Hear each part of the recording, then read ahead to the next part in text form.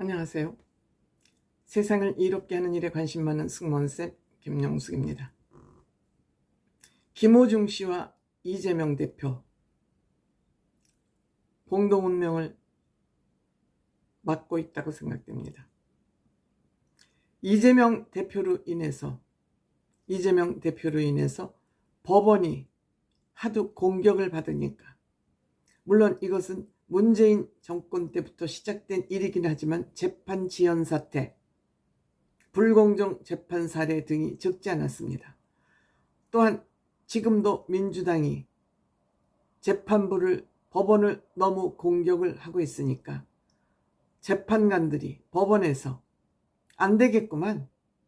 이거 안 되겠구만 하고 입을 모으거나 합동심을 발휘하는 거 아닌가 하는 그런 생각을 하게 됩니다. 그 이유는 판결 결과를 보면 알 수 있습니다. 그런 의미에서 민주당이 하도 재판부를 압박하니까 재판부에서는 우리는 판결로 얘기하겠다. 너희들이 뭐라고 어떤 짓거리를 하고 우리를 압박하더라도 우리는 흔들림 없이 우리 판결로 얘기하겠다. 이런 생각을 한 것 같습니다. 그런 의미에서 김호중 씨는 일종의 피해자다. 이렇게 생각을 합니다. 음주운전의 경우 김호중 씨는 초범입니다. 그럼에도 불구하고 징역 2년 6개월 실형을 받았습니다. 저는 형이 가혹하다고 생각합니다.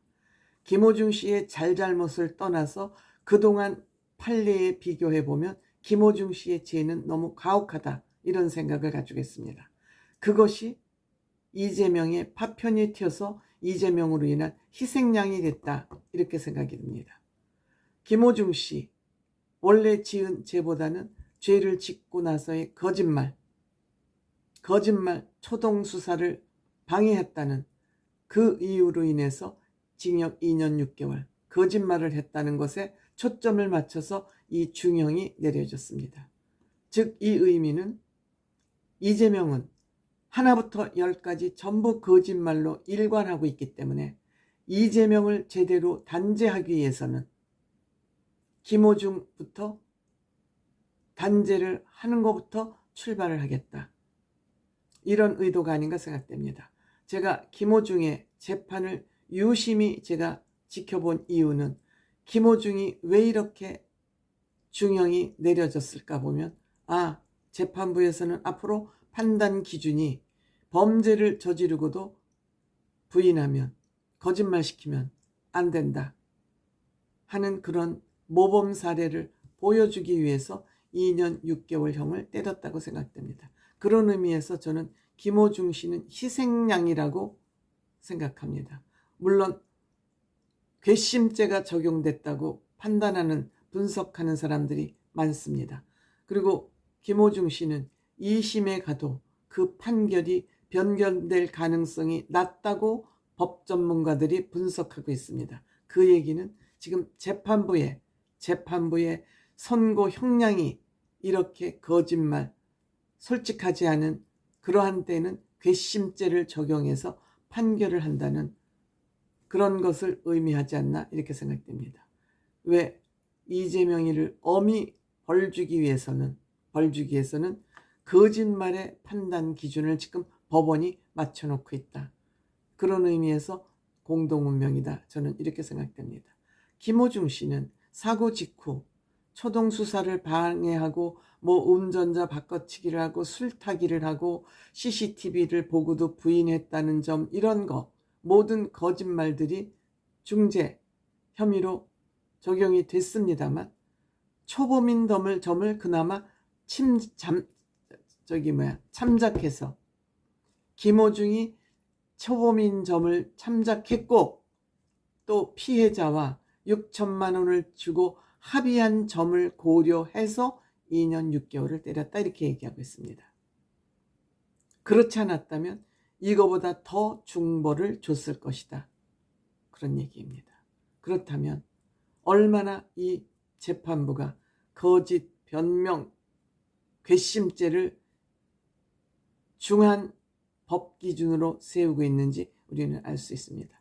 즉 이것은 이재명의 판결, 또 이재명의 부인 김혜경의 판결로도 이미 우리가 나와 있습니다. 첫 번째, 이재명 공직선거법 위반. 누구도 이재명에게 징역 1년이 때려질 것이라고 여당 야당 법 전문가들도 예측을 못했습니다. 그만큼 지금 법원은, 재판부는 화가 나 있는 겁니다. 이렇게 법 질서를 파괴시키고 법원을 흔들어? 알았어. 어디 한번 해봐. 맞짱 떠봐. 민주당 법원하고 한번 맞짱 떠보자고. 이렇게 지금 법원이 굳은 결심을 하고 있는 거 아닌가. 이대로 놔뒀다가는 대한민국의 법치가 땅에 떨어지고 대한민국은 민주국가가 아닌 혼란 국가로, 나락으로 떨어지겠다. 이런 것을 법원이 절감한 것 같습니다. 이렇게 이재명이는 본인에게 징역 1년, 집행유예 2년이 떨어지자 지금 또 무슨 개수작을 하고 있습니까?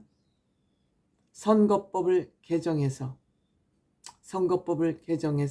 지금 100만 원만 벌금을 받으면 빠찌를 떼는 것으로 피선거권이 박탈되는 것으로 되어 있지만, 이 벌금을 1000만 원으로 올리자는 그런 개수작법을 또 발의를 했습니다.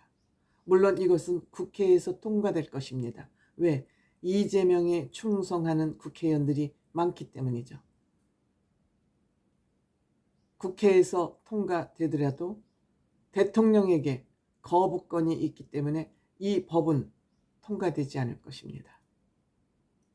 통과되면 거부권을, 윤석열 대통령이 거부권을 행사하지 않으면 윤석열 대통령 이야말로 탄핵감이죠. 대통령에게 법률 거부권이 있다는 것이, 제의권이 있다는 것이 얼마나 다행인지 모릅니다. 이와 같이 무법천지로 만들어가는 국회를 견제하기 위한 수단으로 대통령에게 거부권이 있는 것이고, 이것이 민주주의를 지탱하는 삼권분립 아니겠습니까?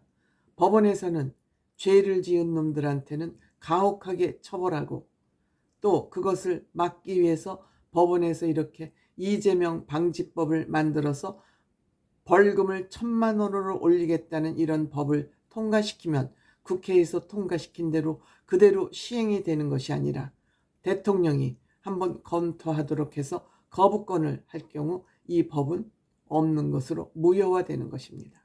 국회를 통과했더라도 정말 절묘한 상권분립이 아닌가, 이런 생각을 해봅니다.